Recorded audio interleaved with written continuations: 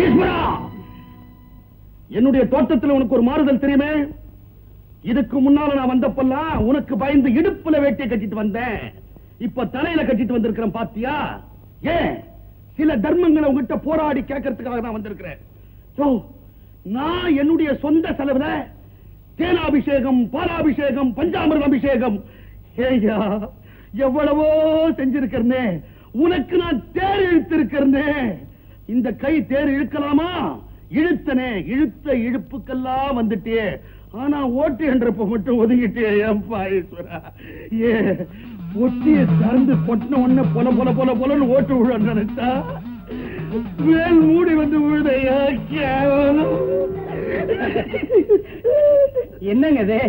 மிட்டாய பறி கொடுத்த பச்சை புள்ள மாதிரி அழுதுகிட்டு என்ன இந்த கதைக்கு ஆளாகிட்டு தெய்வத்துக்கு செஞ்ச மாதிரி ஜனங்களுக்கு நீங்க ஏதாவது செஞ்சிருக்கணுங்க. செஞ்சனையா செஞ்சனே. நபர் 1க்கு 40 ரூபான்னு நாசமா போறவனுங்க என்ன நடுத்தெருவுல நிக்க வச்சுட்டாருங்க.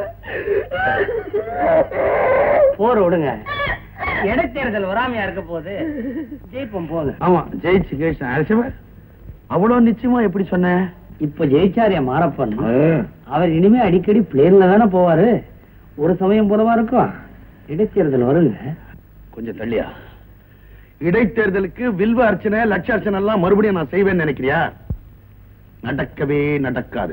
உன்னை ஒரு கை பார்த்தே தீருவேன்.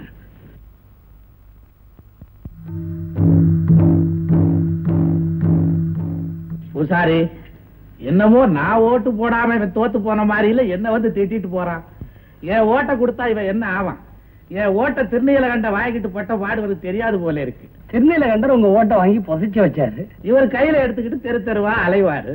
பாவம் ஆண்டவனே, தோத்து போயிட்டாலே யார திட்டுறோம்னு புரியாது போல் இருக்கு.